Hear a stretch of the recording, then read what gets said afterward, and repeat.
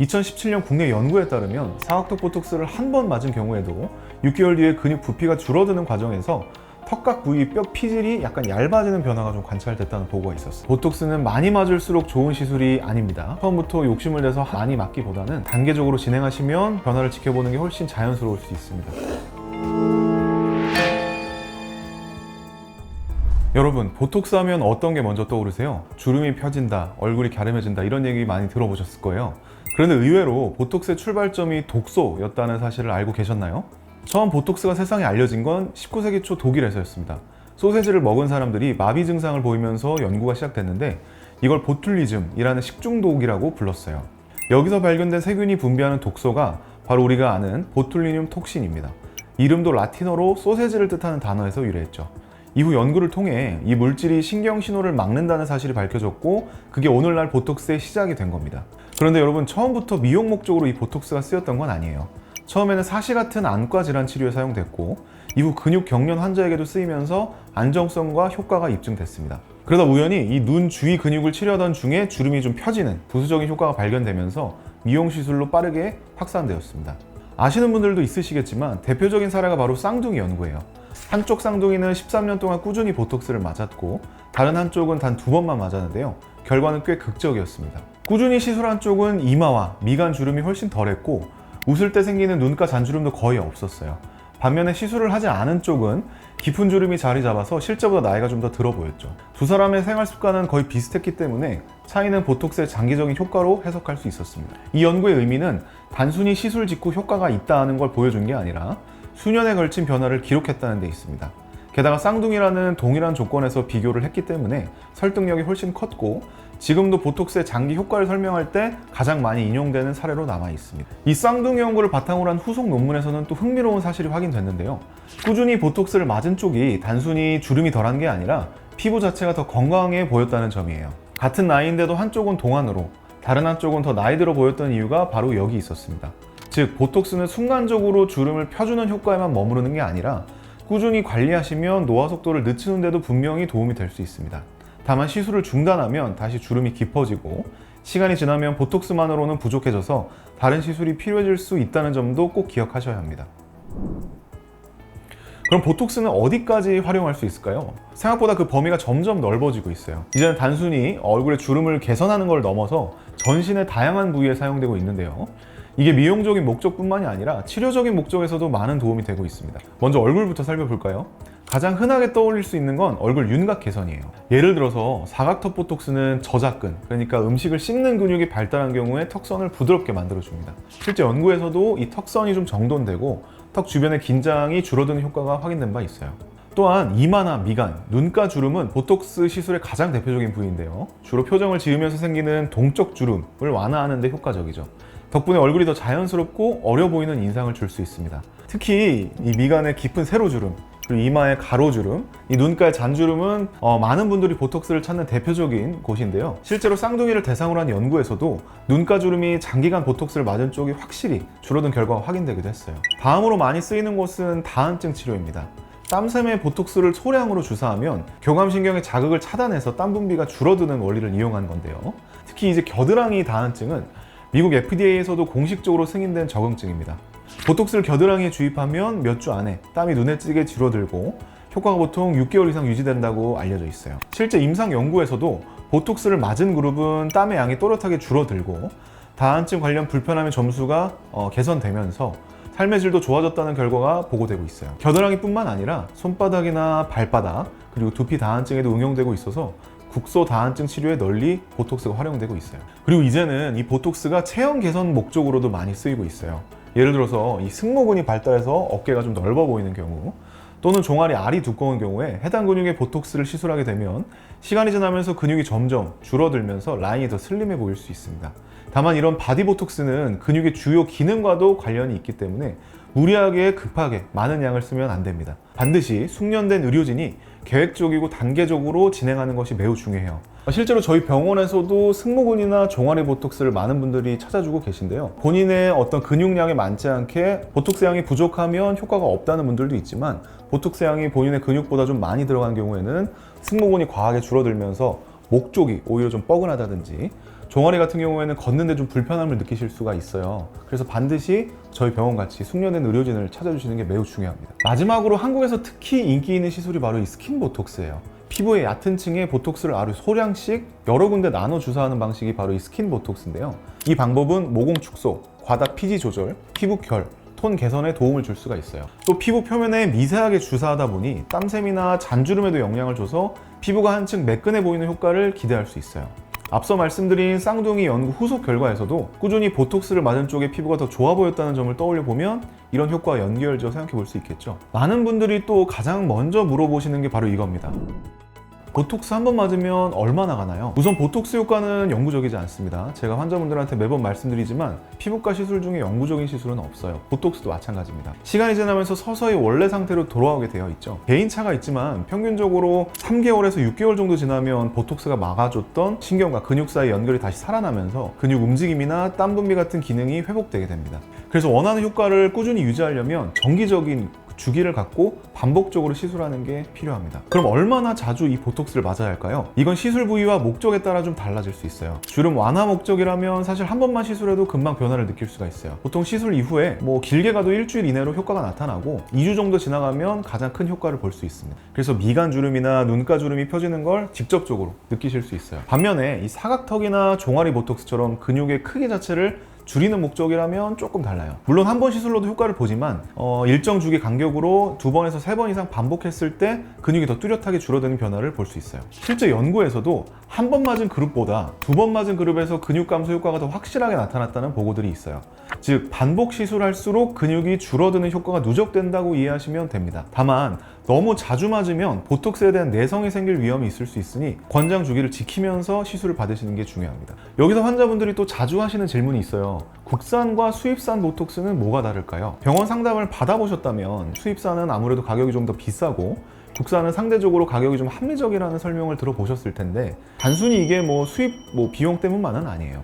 효과의 지속 시간, 발현 속도, 확산 범위, 그리고 내성 같은 부분에서 차이가 좀 있어요. 모든 제품이 같은 보툴리눔 톡신 A형을 사용하긴 한데 각 제조사마다 정제 방식이나 부형물이 달라서 성질에 조금은 차이가 생깁니다. 일반적으로 말씀드리면 수입 제품은 임상 케이스가 오래 쌓여 있고 들쓴 단백질 함량이 적어서 내성이 생기는 위험이 상대적으로 좀 낮다고 알려져 있어요. 그래서 아무래도 수입산이 가격은 높지만 장기적으로 반복 시술할 때 이 내성과 관련된 안정성 면에서는 강점이 있다고 평가되죠. 반대로 국산 제품은 가격이 매우 합리적이고 접근성도 좋다는 큰 장점이 있습니다. 다만 일부 전문가들은 특정 제품의 경우에는 잔여 단백질 차이 때문에 아주 장기간 고용량으로 사용할 때는 항체가 형성될 가능성을 완전히 배제할 수 없다고 지적하기도 해요. 그렇다고 너무 근데 걱정하실 필요는 없어요. 실제로 보톡스 내성이 그렇게 즉각적으로 바로바로 나타나는 경우는 그렇게 흔치는 않고요.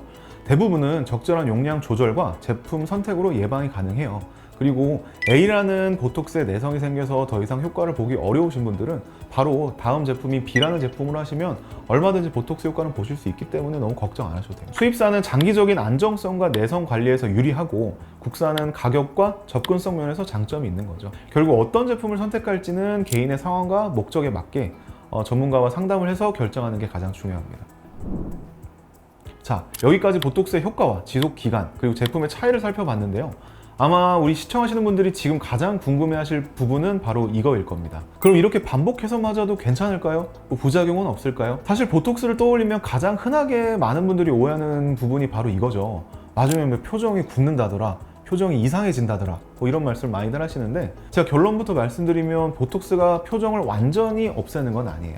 표정이 부자연스럽게 굳는 현상은 본인의 근육의 세기, 본인의 근육의 어떤 강도보다 용량을 과도하게 쓰거나 주사 위치가 잘못 선택된 경우에 생기는 겁니다. 숙련된 의료진이 근육의 특성과 적절한 보톡스의 용량을 고려해서 시술한다면 자연스러운 표정은 충분히 유지할 수 있어요. 실제로 전 세계에서 매년 수백만 건의 보톡스 시술이 이루어지고 있는데 권장 방법대로 진행한 경우는 장기적으로 심각한 부작용이 보고된 사례는 매우 드물고 환자 만족도도 사실 매우 높은 시술 중에 하나가 바로 이 보톡스입니다. 여기서 근데 가장 중요한 건 과유불급이에요. 예를 들어서 경험이 부족한 시술자가 미간 주름을 없앤다고 지나치게 많은 양을 이마나 미간에 주입하면 눈썹이 처지거나 이마가 경직돼서 눈이 매우 무거워지고 어색한 표정이 될 수 있어요. 그럼 가벼운 부작용에는 어떤 것들이 있을까요? 대표적으로 아무래도 주사 시술이다 보니 주사한 부위에 멍이나 붓기가 좀 생길 수 있는데요. 바늘이 들어가는 시술이다 보니 흔하게 나타날 수 있는 반응이기도 합니다. 대부분은 1, 2주 안에 자연스럽게 사라집니다. 또 드물게는 눈꺼풀이 처짐이나 좌우 비대칭이 일시적으로 나타날 수 있는데 이는 약물이 주변 근육으로 조금 퍼지면서 생길 수 있는 현상이에요. 이런 경우 마찬가지로 2, 3주 정도 시간이 지나면 회복되는 경우가 많습니다. 그래서 시술하는 우리 의사 선생님들의 해부학적인 이해도와 정확한 주사 기법이 무엇보다 중요해요. 결국 안전하고 자연스러운 결과를 만드는 핵심은 환자의 얼굴 근육의 상태와 표정 습관을 잘 파악한 뒤에 맞춤 용량으로 시술하는 숙련된 의료진의 경험과 노하우라는 점을 꼭 기억하셔야 합니다. 그럼 장기간 반복 시술은 어떨까요? 앞서 말씀드렸다시피 보톡스는 권장 용량과 주기를 잘 지켜주시면 안전성이 매우 높은 시술이에요. 다만 너무 짧은 간격으로 자주 맞으시거나 지나치게 고용량을 사용하는 경우에는 드물지만 내성이 생길 수 있어요. 이런 경우에는 같은 제품을 써도 효과가 좀 떨어질 수가 있는데 다행히 미용 목적으로 시술하는 범위에서 내성이 생기는 경우는 사실 그렇게 흔하지는 않아요. 여기서 흥미로운 연구 결과가 하나 있어요. 바로 사각턱 보톡스가 턱뼈에 변화를 줄 수 있다는 보고인데요. 2017년 국내 연구에 따르면 사각턱 보톡스를 한 번 맞은 경우에도 6개월 뒤에 근육 부피가 줄어드는 과정에서 턱각 부위 뼈 피질이 약간 얇아지는 변화가 좀 관찰됐다는 보고가 있었어요. 특히 2번 이상 반복적으로 시술했을 때는 이 뼈 두께 감소가 통계적으로도 의미 있게 나타났습니다. 뼈가 아예 줄어든 건 아니지만 근육 사용이 줄어들면 뼈에도 영향이 있을 수 있다라는 가능성을 보여준 결과예요. 물론 이 변화가 실제 임상적으로 큰 문제를 일으킨다는 근거는 아직 없고 연구 규모도 작아서 추가적인 검증이 좀 필요합니다. 하지만 무분별하게 보톡스를 남용하는 건 피해야 한다는 점을 다시 한번 보여주는 사례라고 볼 수 있어요. 정리해보면 보톡스는 미용 목적의 적정 용량 내에서는 안정성이 상당히 높은 시술입니다. 전신적으로 심각한 부작용이 보고된 적은 극히 드물고 나타날 수 있는 국소적인 부작용도 대부분 일시적이고 경미한 수준이라 시간이 1, 2주 지나면 대부분 돌아옵니다. 따라서 부작용을 과도하게 두려워하기보다는 시술 전에 충분히 상담을 받고 정보를 숙지하는 게 훨씬 중요해요. 미리 알고 대비하면 불필요한 걱정을 덜 수 있고 혹시 나타날 수 있는 가벼운 부작용도 훨씬 수월하게 대처할 수 있습니다. 자, 그렇다면 보톡스는 과연 누구에게 가장 효과가 있을까요? 보톡스는 남녀 구분 없이 주름으로 고민하는 많은 분들에게 도움이 될 수 있어요. 하지만 그 중에서도 특히 효과를 잘 볼 수 있는 분들이 좀 있는데 하나씩 제가 좀 말씀을 드려볼게요. 첫 번째는 표정을 많이 쓰는 분들입니다. 자주 웃거나 찡그리면서 표정 주름이 도드라지는 경우가 대표적이에요. 예를 들어서 웃을 때 눈가 잔주름이 좀 깊게 잡히거나 이게 찡그릴 때 미간에 세로 주름이 생기는 경우죠. 이런 경우에는 보톡스로 근육의 긴장을 잠시 줄여주면 주름이 좀 덜 도드라지게 할 수 있어요. 이마 주름은 놀랄 때도 눈을 이제 크게 뜨면서 생기는 이 가로 주름인데 이 이마 근육의 긴장을 완화하면 훨씬 이 이마가 매끈하게 보일 수 있습니다. 또한 이 미간 주름은 이 환한 인상을 좀 누그러뜨려서 보다 편안하고 부드러운 인상을 주는데 도움이 되죠. 두 번째로는 웃을 때 좀 주름이 심하게 나타나는 분들인데 이 까마귀 발이라고 불리는 이 눈가 주름이나 이 웃거나 찡그릴 때 이 코 옆에 접히는 주름 같은 경우가 이제 여기 해당이 돼요. 이런 부위 역시 보톡스로 개선이 가능합니다. 세 번째는 입가 주변 주름이 고민인 분들이에요. 이 팔자나 입꼬리 주름은 보톡스만으로는 한계가 있지만 소량의 보톡스를 적절하게 활용하면 웃을 때 처져 보이는 걸 완화할 수 있어요. 또 필러나 리프팅 같은 다른 시술과 함께 보톡스를 병행하면 훨씬 더 시너지 효과가 날 수 있다는 보고도 있습니다. 네 번째로는 목주름이 신경 쓰이는 분들이에요. 이 세로로 내려오는 밴드 모양의 주름이나 가로로 접히는 주름은 나이를 더 들어 보이게 하는 대표적인 요소라고 볼 수 있는데요. 보톡스로 목 근육 긴장을 줄여주면 목선이 한층 부드럽게 정리될 수 있어요. 실제 연구에서도 50대 여성의 목주름을 보톡스로 치료했을 때 2주차, 2개월차, 그리고 1년 후까지 개선된 모습이 관찰된 사례가 보고되고 있어요. 다섯 번째는 예방 차원에서 관리하려고 하는 분들이에요.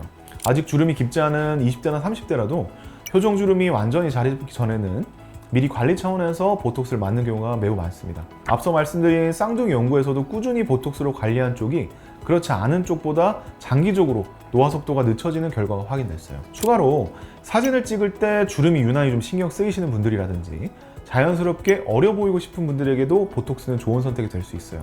젊어 보이되 인위적인 느낌은 피하고 싶은 분들에게 이 보톡스는 특히 잘 맞는 시술이라고 할 수 있죠. 물론 주의해야 될 점도 있어요. 임산부나 수유 중이신 분들, 신경이나 근육 관련 질환이 있으신 분들, 그리고 특정 약물을 복용 중인 분들에게는 이 시술이 좀 제한될 수 있습니다. 또한 다른 미용 시술과의 간격이나 약물과의 상호작용도 고려해야 되기 때문에 반드시 의료진과 충분히 상담한 뒤에 결정하시는 게 중요합니다. 많은 환자분들이 저에게 보톡스 시술을 하고 나서 주변에서 갑자기 어려 보인다고 하더라 하고 즐겁게 말씀해 주실 때 솔직히 저는 좀 뿌듯해요. 사실 그럴 때 제가 의사로서 드린 도움보다도 환자분이 자신감을 되찾고 웃는 모습이 사실 더 좋아 보이거든요. 그렇다고 보톡스가 좋으니까 무조건 누구나 맞아야 하는 건 사실 아니에요. 내 얼굴에 정말 필요한지 또 안전한 방법인지를 먼저 생각하는 게 훨씬 중요합니다. 사람마다 근육이 발달한 정도도 좀 다르고 주름이 생기는 원인도 조금씩 다르기 때문에 전문가와 상담을 통해서 본인에게 꼭 맞는 계획을 세우는 게 가장 만족스러운 결과로 이어질 수가 있어요. 또 하나 여러분들이 기억해 주셔야 될 건 보톡스는 많이 맞을수록 좋은 시술이 아닙니다. 처음부터 욕심을 내서 한꺼번에 많이 맞기보다는 신경 쓰이고 꼭 필요한 부위에 조금씩 단계적으로 진행하시면 변화를 지켜보는 게 훨씬 자연스러울 수 있습니다. 결국 중요한 건 제가 매번 말씀드리지만 경험이 많은 의료진과 충분히 상의하는 거예요. 그래야 안전하면서도 뭔가 달라 보이는데 자연스럽게 괜찮아졌다라는 결과를 기대할 수 있죠. 보톡스를 잘 활용하면 억지로 변한 느낌 없이 세월의 흐름은 살짝 늦추고 나만의 자연스러운 매력은 그대로 지켜갈 수 있을 겁니다.